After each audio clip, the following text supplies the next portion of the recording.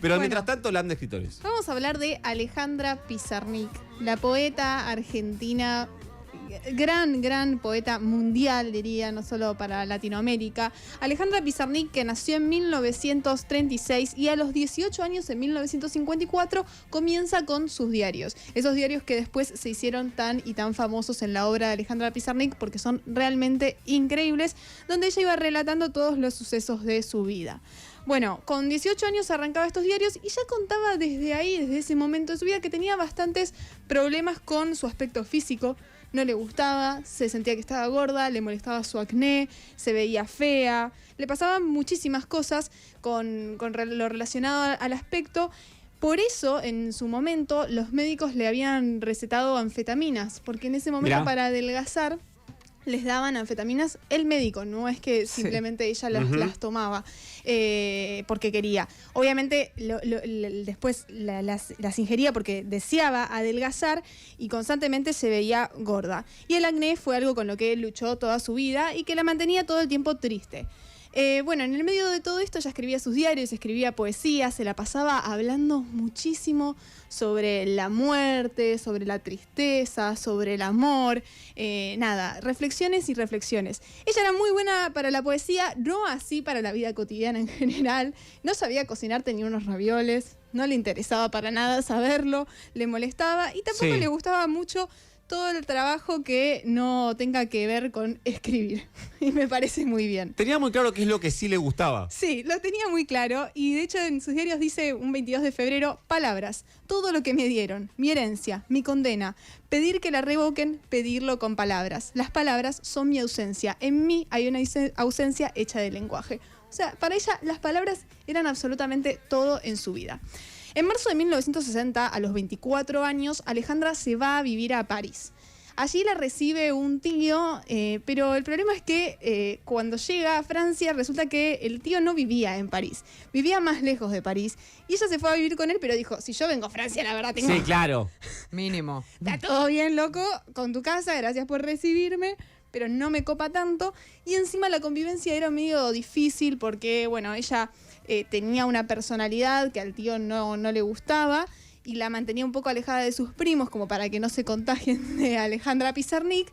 Entonces se cansó y se fue para París, pero eso implicaba conseguir trabajos para poder mantenerse a sí misma y ya no ser mantenida que no le por su tío. gustaban porque no le gustaba más nada que escribir. Claro. Exactamente. Ahí se pone a trabajar como niñera, como oficinista y trabaja en una imprenta.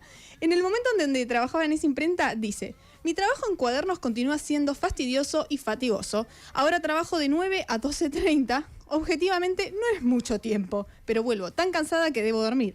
Con todo mi respeto por el ganarse la vida a una misma, creo que me la ganaría más quedándome dormida hasta muy tarde y recibiendo dinero sin tener que escribir a máquina 200 direcciones por día. Corta.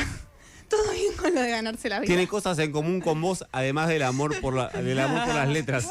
Sí, ¿no? ¿Está ¿Puede todo ser? bien? O sea, buenísimo lo de ganarse la vida. La del trabajo, no sé si me copa tanto, dice. Tiene un punto. Bueno, después termina trabajando también en editoriales, como traductora, tradujo a Ataúd, que le gustaba muchísimo. Y en ese momento se enamora de hombres, de mujeres, aunque en sus diarios niega ser lesbiana. Ella dice, yo no soy lesbiana, pero tuvo vínculos con mujeres, tuvo vínculos amorosos con hombres también. Se pone a estudiar literatura francesa, historia de la religión, y en ese momento conoce a Julio Cortázar y a Aurora Bernardes, quien era la pareja de Julio Cortázar en ese momento, con quien tienen un vínculo de amistad muy, muy, muy hermoso, tal vez el más hermoso de todos los que tuvo Alejandra Pizarnik. En un momento Julio le ayuda a conseguir un departamento. Ella se iba mudando de casa en casa en París porque no tenía plata, entonces se iba pasando todo en sucuchos y ella encima era muy desordenada. Julio le ayuda a conseguir un departamento y Alejandra le dice, bueno, yo voy a pasarte a máquina el manuscrito del libro que acabas de escribir. El manuscrito era de Rayuela. O sea que como devolución por el favor, ella le dijo, te voy a mecanografiar. Exactamente. Se lo lleva y Julio se empieza a preocupar porque no se lo devolvía más. Claro. Dice, che, la empieza a llamar Alejandra y Mirá, ella no si lo perdía atendía. Rayuela. Claro, no la atendía. Le decía, Alejandra, tráeme Rayuela. No la atendía. Resulta que Alejandra había perdido Rayuela. no lo No. encontraba. Entre todo su lío, Entre todo su bardo, entre todo su bardo, no encontraba el casi no manuscrito. sale Rayuela. Claro, no lo encontraba. Finalmente, como ya sabemos, Claro, spoiler, sí, lo encontró. lo encontró. O lo encontró o Cortázar lo escribió de nuevo. Claro, claro. Por suerte lo encontró. Bueno, esta fue una amistad muy, muy hermosa. Para 1963 y en París, Alejandra queda embarazada de un hombre que a ella no le interesaba, de un hombre X en su vida, y tiene que abortar. Por esto ella empieza con una profunda depresión por el aborto, por todo lo que le estaba pasando en la vida, y luego se tiene que volver a Buenos Aires porque habían internado a su mamá ya en 1964. Ahí es donde conoce a Silvina Ocampo.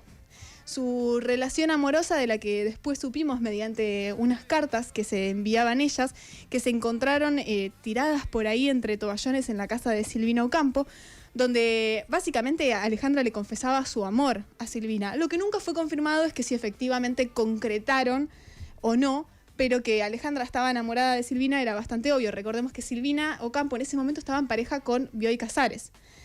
Claro. Está editado el libro de sus cartas. Exactamente, es precioso, es muy duro. Todo lo que vayan a leer de Alejandra es realmente duro y hermosísimo a la vez. Entre las últimas cartas que le escribe a Silvina Ocampo, por ejemplo, Alejandra le dice: Silvet, sos la única, pero es necesario decirlo, nunca encontrarás a nadie como yo, y eso lo sabes, todo. Y ahora estoy llorando. Silvet, curame, ayúdame. No es posible ser tamaña suplicada. Silvet, curame, no hagas que tenga que morir ya. Es realmente muy, muy, muy duro. Espeso. Muchísimo. O sea, te das cuenta que claramente era una persona que estaba mal, la estaba pasando mal, que tenía pensamientos de suicidarse. Ya venía escribiendo eso en sus diarios. Sus poemas también hablan del amor y de la muerte. En un momento en Buenos Aires, Alejandra intenta suicidarse en reiteradas oportunidades, ingresa al Hospital Pirovano en reiteradas oportunidades. Una de ellas fue porque metió la cabeza en el horno y abrió el gas intentando matarse. En ese momento, cuando hizo eso, ingresa al Hospital Pirovano y le miente a prácticamente todos sus amigos con por qué estaba ahí. No les quiere decir, dicen que una confusión y que no sé qué, bla, bla, bla. Al único que sí le dice la verdad es a Julio Cortázar. Le cuenta que efectivamente ella se quiso suicidar. Le dice: Julio, fui tan abajo, pero no hay fondo. Julio, creo que no tolero más las perras palabras. Después le habla un poco del hospital. Le dice que tiene una nueva amiga que se hizo ahí en el hospital. Julio recibe esta carta bastante después. Ella se la envía en julio, creo, y septiembre la recibe Julio y le responde. Ajá. Bueno, son cartas, así que es algo que podía pasar. Sí. La carta que le escribe Julio, la verdad, es bastante, bastante dura. Le dice: tu carta me llega en septiembre. Espero que entre tanto ya estés de regreso en tu casa.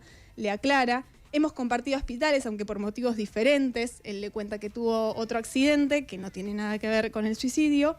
Y le pide que por favor le mande pronto otra carta suya. Porque le dice al final: solo te acepto viva, solo te quiero, Alejandra. Escríbeme, coño, y perdona el tono, pero con qué ganas te bajaré al slip rosa o verde para darte una paliza de esas que dicen te quiero a cada chicotazo. Ellos se jodían así, se llevaban muy bien, eran realmente muy amigos, y le termina pidiendo que por favor no se mate. Bueno, esta amistad muy hermosa, finalmente Alejandra, ante tantos intentos de suicidios, en 1972 agarra 50 comprimidos de un sedante, se los toma y se suicida. Cuando ella se toma esos comprimidos, antes escribe en una pizarra que tenía de trabajo donde anotaba cosas de los poemas: no quiero ir nada más que hasta el fondo. Después de escribir eso, llama a un amigo para avisarle que había consumido comprimidos de sedantes, que se había intentado matar. Lo llama para pedirle ayuda, llama a su oficina. El amigo no estaba en la oficina, así que no la puede atender. Le deja un mensaje al conserje de su amigo diciéndole: Antonio, me tomé una sobredosis de pastillas. Finalmente la encuentran ya al otro día una de sus amigas porque no respondía. Claro. La va a ver, le piden que abran la puerta de Alejandra y cuando llega la encuentra ya agonizando y muere de camino al hospital. Finalmente la velaron en la Sociedad Argentina de Escritores y bueno, Alejandra ha dejado una huella enorme que ya todos conocemos. Así que lean los diarios de Alejandra Pizarnik porque son realmente bellos para conocer su historia y también las poesías. Tengo Sí, está. perdón, Maurito. En la escuela de mi hija, ella me cuenta que hay todavía mucho adolescente que lea Pizarnik. Pero mucho, ¿eh? Hermoso. Mucho, se sigue leyendo. Eso quería decir, perdón. Hasta febrero.